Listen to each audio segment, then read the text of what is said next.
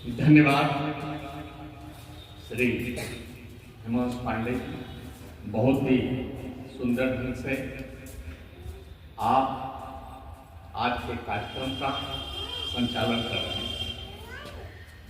महेंद्र राष्ट्रीय शिक्षा सदन इंटर कॉलेज द्वारा आयोजित स्वामी विवेकानंद जयंती के पावन अवसर पर मैं इस विद्यालय के आदरणीय प्रबंधक श्री शर्मा जी, इस कॉलेज की प्रबंधकारिणी के सम्मानित उप सचिव श्री राकेश श्रीवास्तव जी, इस विद्यालय के सभी सम्मानित शिक्षकगण, सभी सम्मानित शिक्षिकाएं, अभी तक आप लोगों ने जो भी अपनी वैचारिक प्रस्तुतियां दी, वो सब बहुत ही सराहनीय है। जो भी हमारे शिक्षक गणों ने स्वामी विवेकानंद जी के बारे में अपने विचार प्रस्तुत किए हैं, वो सराहना के पात्र हैं। कुछ लोगों ने उनके संदर्भ में कुछ डेटा भी रखा, कब जन्मे और कब ब्रह्मलीन।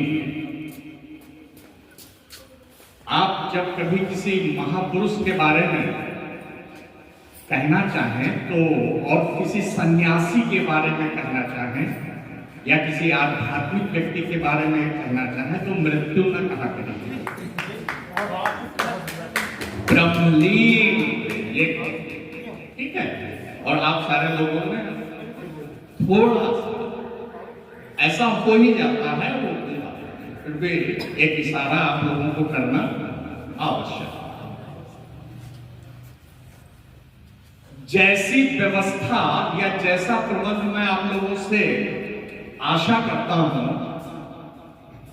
वैसा प्रबंध मुझे अभी तक देखने को नहीं मिला। जैसा विचार का प्रबंधन होना चाहिए, और ये होता कैसे है, एक मैं आपको सूत्र बताता हूं। आप जब किसी भी व्यक्ति से प्यार करते हैं, उससे आपकी आत्मीयता होती है, उससे आप अपने को जुड़ा महसूस करते हैं, तो उससे संबंधित सारी चीजों का डेटा आप बहुत ही सुंदर ढंग से अपने पास ले आते हैं। जब किसी व्यक्ति के बारे में आपको कुछ कहना हो तो मेरा इशारा यह है, इंडिकेशन यह है कि थोड़ा सा उनसे जुड़ जाए, उनसे थोड़ा सा प्यार का रिश्ता बना लीजिए, थोड़ा सा उनसे आत्मीय हो जाइए, थोड़ा उनसे घनिष्ठ हो जाइए। फिर आप देखेंगे जितना उनसे संबंधित डेटा है आपके पास स्वतः आता है, और आप उसको बड़े करीने से सजा लेते हैं। हमारा बिंदु आप लोग समझ रहे हैं, ये कला। तो मैं जब स्वामी विवेकानंद जी के बारे में कुछ आपके साथ साझा करूंगा, तो ये मेरा उनके प्रति प्रेम है, उनसे जुड़ाव है। मैं उन्हें अपना आराध्य मानता हूं, मैं उन्हें पूजता हूं।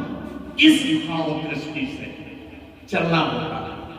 जब आप इस भाव स्तर पे आते हैं तो आप जो भी बात करेंगे, जो भी विचार रखेंगे, वो उस व्यक्तित्व के प्रति न्याय, ठीक है, ये भाव होना चाहिए ना, श्रद्धा का, पूज्यता का, समर्पण का। ये जब किसी भी महापुरुष के बारे में, और खासकर आध्यात्मिक पुरुष के बारे में, तो आपके हृदय में प्रथम चीज ये होनी चाहिए श्रद्धा, आस्था, प्रेम और समर्पण। ये चीजें हैं जो मनुष्य को वास्तव में अंदर से महान बनाती है, उसे प्यारा। कुछ डेटा रख लेना नहीं है, हम पैरेंट लाइक कि कुछ डेटा हमने रख लिया, नहीं, वो जो हमको वास्तव में देने आए हैं जो प्रकाश, जो आलोक, जो ज्ञान, जो चेतना, हमें तो वो लेना है ना। आप सिर्फ डेटा लेकर के अपने को सेटिस्फाई कर ले, ये तो कोई उपलब्धि ही नहीं है। आपको तो उनसे वो चेतना लेनी है जिससे वो महानता के सर्वोच्च शिखर पर पहुंचे। अब आप समझ गए आपको ये बात, ये होना चाहिए आपका मोटिव कि हम वो चेतना तक पहुंचे, हम उस चेतना तक पहुंचे जो स्वामी विवेकानंद की, ये उसका वास्तविक भाव होना चाहिए। ठीक है, ये कुछ टिप्स जरूरी थी क्योंकि अभी हम लोग सतह पर तैरते रह जाते हैं, कुछ गहराइयों में जा करके जो हमें रत्न मिल सकते हैं वहां तक तो हमारी पहुंच ही नहीं होती। 12 जनवरी 1863, ठीक बात है, ये आपका डेटा सही था कि उस दिन वो थी गौर मोहन स्ट्रीट 3, गौर मोहन स्ट्रीट, जहां उनका घर था वहीं वो जन्मे थे, पश्चिम बंगाल। शिक्षा दीक्षा उनकी पहले स्कॉटिश चर्च कॉलेज में होती है, उसके बाद वो विद्यासागर कॉलेज में जाते हैं और 1881 में उनकी लाइफ का टर्निंग पॉइंट होता है जब वो श्री रामकृष्ण परमहंस से मिलते हैं। श्री रामकृष्ण परमहंस के साथ वो 1881 से लगा करके 1886 तक रहते हैं, अर्थात लगभग 5-6 साल वो अपने गुरुदेव के साथ रहते हैं। और ये वो कार्यकाल है, ये वो समय है, ये कालावधि है जब नरेंद्रनाथ दत्ता स्वामी विवेकानंद बनने लगते हैं। ये वो कार्यकाल है, अर्थात 1881 से लगा करके 1886 तक ये वो कार्यकाल है जब वो नरेंद्रनाथ आए थे और स्वामी विवेकानंद बन के लौट।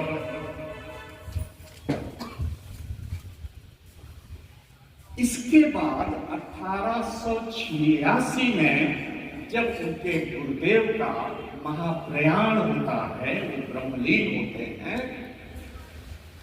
तो एकदम स्वामी जी कुछ बिखर से जाते हैं कि अब मैं करूं तो क्या करूं। एक तरफ उनके जीवन में गुरुदेव का वो आलोक था जो उनके अंदर बैठा हुआ था बहुत गहराइयों तक, कि उस आलोक को वो इस भारत में और पूरे विश्व में बिखेरे, या उनका जो अपना परिवार था जो कि उस समय बड़ी गरीबी में था, उसको संभालना।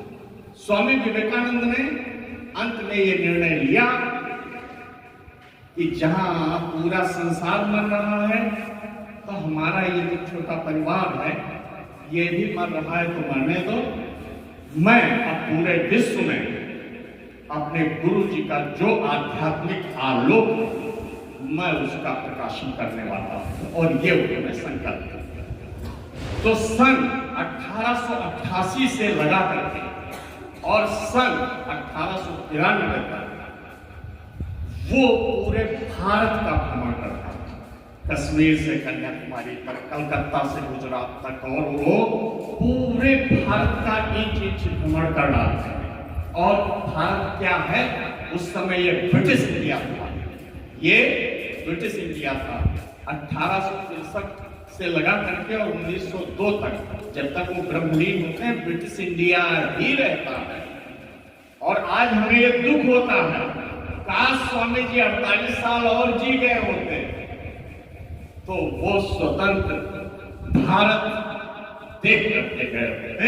ये मुझे कभी कभी बड़ी तकलीफ होती है कि काश हमारे प्यारे स्वामी जी 2 में चले गए, वो रुक जाते और 78-80 वर्ष की ज्यादा उम्र नहीं थी, रह जाते तो न जाने वो कितना इस भारत को दे जाते और न जाने वो कितना पूरे विश्व को दे जाते। ऐसी चिंता।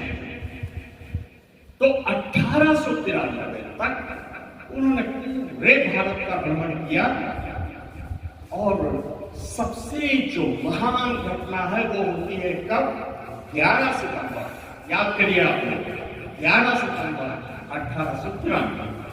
अब थोड़ा सा गहराइयों में देखिए, ये तो ऊपर ऊपर की चीजें हैं। उनका जन्म लेना, उनकी शिक्षा दीक्षा, उनका परिव्राजक रूप जिसको वांडरर कहते हैं इंग्लिश में, एज ए वांडरर, वो पूरे भारत को देखते हैं, समझते हैं और वो ये निश्चित करते हैं कि इस भारत के लिए हमको करना है।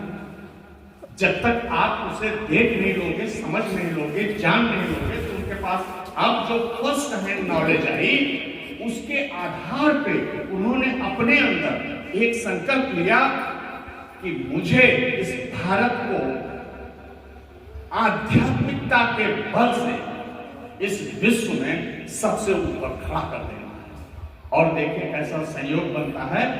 11 सितंबर 1893 वो यहां से निकलते हैं बॉम्बे से, अरेबियन सागर, हिंद महासागर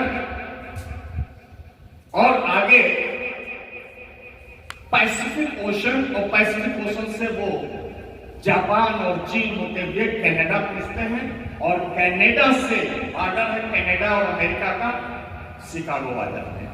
ठीक, लेकिन ऐसी स्थिति कि वहां उन्हें कोई नहीं जानता और इसी समय उनको एक मिलते हैं professor, and he was professor JH. Right. ये हार्वर्ड यूनिवर्सिटी के प्रोफेसर थे, प्रोफेसर जॉन हेनरी राइट। इनकी मुलाकात होती है हार्वर्ड में उनकी, और हार्वर्ड पार्लियामेंट ऑफ रिलीजन्स जो होने जा रही थी उसमें उनकी बड़ी भूमिका थी। उनसे जब इनकी बातचीत हुई तो वो बड़ा प्रभावित हुआ स्वामी विवेकानंद से। क्या नाम मैंने बताया, आप लोग जरा बताइए। Professor JH. राइट। प्रश्न ये था, आप लोग तो खाली ऊपर ऊपर की चीज जानते हैं, हम लोग तो उसके बिल्कुल अंदर घुस जाते हैं कि ये करिश्मा कैसे हुआ होगा। तो उस समय जो पार्लियामेंट ऑफ रिलीजन्स थी, उसके जो प्रेसिडेंट थे वो थे जे.एच. बैरोज। क्या थे? John Henry barrows. John Henry barrows ये उस पार्लियामेंट ऑफ रिलीजन्स के जो वहां होने जा रही थी वो प्रेसिडेंट थे। प्रश्न ये था कि जिनके पास कोई प्रमाण पत्र नहीं है किसी भी धर्म का, उनको आप पार्लियामेंट ऑफ रिलीजन्स में कैसे एंट्री दे दोगे? ये सबसे बड़ी बात और ये सबसे बड़ी समस्या स्वामी विवेकानंद की थी कि उस पार्लियामेंट ऑफ रिलीजन्स में जिसमें एक से एक उच्च धर्मों के प्रतिनिधियों का निमंत्रण था, बिना निमंत्रण के ये थे। आप देखिए कितनी बड़ी समस्या थी। आप पहुंच तो गए अमेरिका, पहुंच तो गए शिकागो, लेकिन बोलने का तो आपको अवसर ही नहीं मिलने वाला है। तो उसमें एक ब्रह्म समाज के थे प्रताप चंद्र मजूमदार, वो भी उस कमेटी में थे जिसको ये डिसाइड करना था कि कौन बोलेगा और कौन नहीं बोलेगा। तो प्रताप चंद्र मजूमदार और मैंने जो अभी नाम बताया जे.एच. बैरोज, इन दोनों ने ये निश्चय किया कि अरे यार ये तो बोलने में तो क्या कमाल है। हार्वर्ड में शायद इनका एक लेक्चर भी हो चुका था उस समय तक, और ये वो लेक्चर सुना था प्रोफेसर जे.एच. राइट ने हार्वर्ड में, इनको सुना था। तो उन्होंने कहा अरे यार आपसे क्रेडेंशियल्स की बात करना, प्रमाण पत्र की बात करना, डॉक्यूमेंट्स की बात करना, आप तो सूरज की तरह समझते हैं, और आपको नहीं इसमें शामिल किया जाएगा तो किसको शामिल किया जाएगा? तो प्रोफेसर जे.एच. राइट और हमारे उसके प्रेसिडेंट, पार्लियामेंट ऑफ रिलीजन्स के प्रेसिडेंट जे.एच. बैरोज, और ये तीसरे मेंबर थे उस पार्लियामेंट में प्रताप चंद्र मजूमदार, इन सब लोगों ने मिलकर यह फैसला किया yes this Swami is going to deliver his speech at the parliament of religions held in Chicago. आप लोग समझ गए? तो थोड़ा सा गहराई से आप लोग सीखिए। और 11 सितंबर 1893 को वो स्थान था आर्ट इंस्टीट्यूट ऑफ शिकागो। क्या था वो? जरा याद करिए। कोई पूछते शिकागो में बोले कहां थे, तो वो था आर्ट इंस्टीट्यूट ऑफ शिकागो, वहां स्वामी जी बोले थे। करीब 7,000 लोगों की वो गैदरिंग थी। ये बोलते नहीं थे, बोलने के लिए थोड़ा सा अपने को संकोच महसूस करते थे, थोड़ी सी हेजिटेंसी थी, क्योंकि इतनी बड़ी ऑडियंस और इतनी विद्वानों की ऑडियंस स्वामी जी ने नहीं देखी थी पहले, और न कभी बोलने का उनको अनुभव था, तो 2-3-4 बार हिचकिचाते हैं। लेकिन जब एंकर कहता है कि आप बोलेंगे भी या नहीं बोलेंगे, तो इन्होंने कहा नहीं बोलेंगे। ये खड़े होते हैं और मां सरस्वती का और अपने गुरुदेव का नमन करते हैं, और उसके बाद sisters and brothers of America से अपनी वो स्पीच शुरू की। और क्या कहना, इतना भावनापूर्ण था वो वक्तव्य उनका, sisters and brothers of America. लोग कहते थे ladies and gentleman of America, इन्होंने उस संबोधन को बदला, उसकी जगह sisters and brothers of America ये संबोधन लाए, जिसमें लोगों को लगा कि ये हमसे बहुत आत्मीय है और बहुत ही घनिष्ठ। और उनकी उस स्पीच ने, उनकी फर्स्ट स्पीच ने, जो अमेरिका के पेपर्स थे, जितने भी पेपर्स थे और जितने उनके एडिटर्स थे, सब ने बहुत ही अच्छे शब्दों में इनके लिए लिखना शुरू कर दिया। और धीरे धीरे विवेकानंद जी, स्वामी विवेकानंद अमेरिका के इस कोने से उस कोने तक वो पहुंच गए, और वो उसी स्पीच से लेके, एक स्पीच भी मनुष्य को ग्लोबल फिगर बना सकती है। एक स्पीच, एक सिंगल स्पीच में उनको एक ग्लोबल पर्सनालिटी के रूप में एस्टैब्लिश किया। अब वो चली है पार्लियामेंट ऑफ रिलीजन्स, करीब 1 महीने चली है। तो आप लोग ये नहीं जानते हैं, ये पार्लियामेंट ऑफ रिलीजन्स अपने आप में कुछ भी नहीं था। ये था, कोलंबस का नाम कितने लोगों ने सुना है? सभी लोगों ने सुना। कोलंबस ने अमेरिका की खोज की थी ना, कब की थी? 1492 में। और 400 साल बाद 1893 में तो अमेरिका मना रहा था वर्ल्ड कोलंबियन एक्सपोजिशन।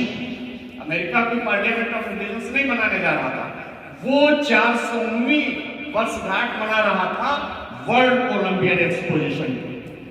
ठीक है, तो एक बहुत बड़ा मेला लगाया उसने शिकागो में, जिसमें करोड़ की संख्या में लोग पहुंचे थे, और उसी का एक हिस्सा था पार्लियामेंट ऑफ रिलीजन्स, जिसमें अमेरिकन क्रिश्चियंस ये चाहते थे कि हम पूरे संसार के सामने हमारी जो क्रिश्चियनिटी है, जो क्रिश्चियन धर्म है, हम ये भी डिमॉन्स्ट्रेट करें कि अमेरिका साइंस और टेक्नोलॉजी में पूरे संसार में सबसे आगे है और अलग है।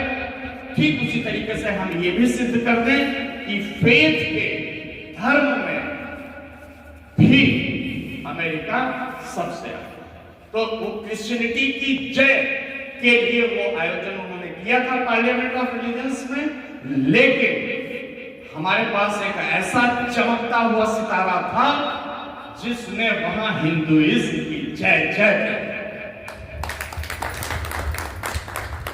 तो 1993 से लगा करके और 1997 तक लगभग 4 साल स्वामी विवेकानंद पूरे अमेरिका में इस कोने से उस कोने तक जाते रहे और वेदांत का प्रचार करते रहे, अद्वैत वेदांत का प्रचार करते रहे। न जाने कितने अमेरिकन को उन्होंने प्रभावित किया। और उसके बाद 1997 में वो भारत आए, कुछ समय यहां रहे, फिर चले गए। लगातार उन्होंने अपने इस प्रिय देश भारत के लिए, जब तक ऊर्जा की एक बूंद उनके शरीर में रही, जब तक उनको लगा मैं कुछ कह सकता हूं, तब तक इस देश के लिए कार्य करते हैं। उनकी एक लाइन है बड़ी प्यारी, से मैं खूब गाता हूं, वो है द सॉन्ग ऑफ ए सन्यासी। देखिए कितनी प्यारी लाइन है, कितना कैसे गाते होंगे वो। छेड़ो सन्यासी छेड़ो, छेड़ो वो तान मनोहर। अब देखिए उस सन्यासी की क्या भाव दशा रहती होगी। कभी हम सोचते हैं तो हमें भी वैसा ही इमोशन सर्ज होता, सर्जिंग ऑफ एन इमोशन। छेड़ो सन्यासी छेड़ो, छेड़ो वो तान मनोहर। गाओ वो गान जगा जो अति उच्च हिमाद्रि शिखर पर। ये उनका द सॉन्ग ऑफ सन्यासी, वो कवि भी बहुत अच्छे थे, लिखते बहुत अच्छा थे। तो ये उन्होंने कभी ये पूरी सी कविता है स्वामी विवेकानंद। तो बहुत सारा साहित्य उन्होंने, उनकी स्पीचेस हैं बहुत सारी। फिर उन्होंने राजयोग पे अपनी कमेंट्री भी दी है, कर्मयोग, ज्ञान योग, भक्ति योग पे भी उनके बहुत सारे लेक्चर्स हैं। और सबसे अच्छे तो मुझे लगते हैं उनके पत्र, जो उन्होंने अपने सारे पूरे विश्व के शिष्यों को, जो स्वामी जी ने पत्र लिखे हैं, वो बहुत ही मार्मिक पत्र हैं। बहुत ही उन्होंने अपने हृदय को ऐसा उकेरा है उन पत्रों में कि आप पढ़ोगे तो आप उनके जो बहुत तत्व मीमांसा के जो लेक्चर्स हैं उनको छोड़ दीजिए, जो उनके पत्र हैं वो बड़े भावनात्मक हैं। और उनमें उनका हृदय बहुत खिला हुआ है, खिला दिखता है। और मैं उन्हें बड़ा ही प्रेम से उनके पत्रों को पढ़ता रहता हूँ। तो 12 जनवरी 1893, 12 जनवरी 1863 शिक्षा दीक्षा, श्री रामकृष्ण परमहंस से सारा आध्यात्मिक लोक प्राप्त करना, उसके बाद उस आलोक को पूरे अमेरिका और पूरे विश्व में बिखरा देना, पूरे भारत में एक नई चेतना, एक नई ऊर्जा, एक नई आत्मा ले आना, पूरे भारत में बदलाव के बीज बो देना, ये सारा कार्य करते हुए 4 जुलाई 1902 जब वो बिल्कुल चूर हो गए, थक गए, जब शरीर में उनके कुछ नहीं रहा, तो वो एक गैंग समाज में चले गए। 4 घंटे तक 4 जुलाई 1902 को उन्होंने बेलूर मठ, जो उनका स्वयं का निर्माण था, 2 महान चीजें उन्होंने निर्मित की, रामकृष्ण मिशन और रामकृष्ण मठ। बेलूर मठ में जा रहा हूं देखने, आज हो गया। तो बेलूर मठ उनका निर्माण है, उनके हाथों का निर्माण है। तो मेरी बड़ी इच्छा है कि मैं वो देखूं। दक्षिणेश्वर, जहां रामकृष्ण जी ने पूजा उपासना की थी, बेलूर मठ जो स्वामी विवेकानंद का निर्माण है गंगा के किनारे, तो वहां 4 जुलाई 1902 को 4 घंटे वो ध्यानस्थ होते हैं, बहुत गहन समाधि में जाते हैं। क्योंकि उनके लिए जीवन और मृत्यु का रहस्य खुला हुआ था। वो जानते थे जीवन क्या है, वो जानते थे कि मृत्यु क्या है, और वो जानते थे समाधि क्या है, वो जानते थे कि ब्रह्म में स्थित होना क्या है। और जिसको ये सारे रहस्य पता हो, उनके लिए इस तरफ से उस तरफ जाना, जैसे एक अग्नि की स्फुलिंग यहां से उठती है और फैल जाती है चारों तरफ, महाअग्नि में वो मिल जाती है। एक अग्नि जो यहाँ जल रही थी शरीर में, वो महाअग्नि जो ब्रह्म की अग्नि है, उसके अंदर वो समाहित हो जाती है। तो 4 जुलाई 1902 को इस तरह से वो ब्रह्मलीन होते हैं। उस दिन अपने सारे गुरु भाइयों को, जो कि 12 थे, उनके बाद जो सबसे ज्यादा जिन्होंने काम किया था, उनका नाम था स्वामी अभेदानंद। उनको काली काली कहते हैं। काली उतने ही इंटेलिजेंट थे जितने स्वामी विवेकानंद थे। तो काली को उन्होंने सारा कुछ सौंप दिया स्वामी अभेदानंद को कि अब आप लोग देखिए, मैं तो निकला, और वो ब्रह्मलीन हो गए। तो इस तरीके से कुछ हम देखते हैं उनका जीवन परिचय और उनकी ऊर्जा का त्याग और उनकी अद्भुत मेधा और उतने कम समय में 39 साल 4 महीने में उन्होंने कहा था कि मैं आप सबको कम से कम 1000 वर्ष का प्रकाश मानवता के आगे बढ़ने के लिए, समग्र मानवता को आगे बढ़ने के लिए मैं 1000 वर्ष तक का प्रकाश इस पृथ्वी को देता निकल रहा हूं। आप सभी का आभार व्यक्त करता हूं। बहुत बहुत धन्यवाद। आपने बहुत ही अटेंटिवली हमारे इस लंबे वक्तव्य को सुना।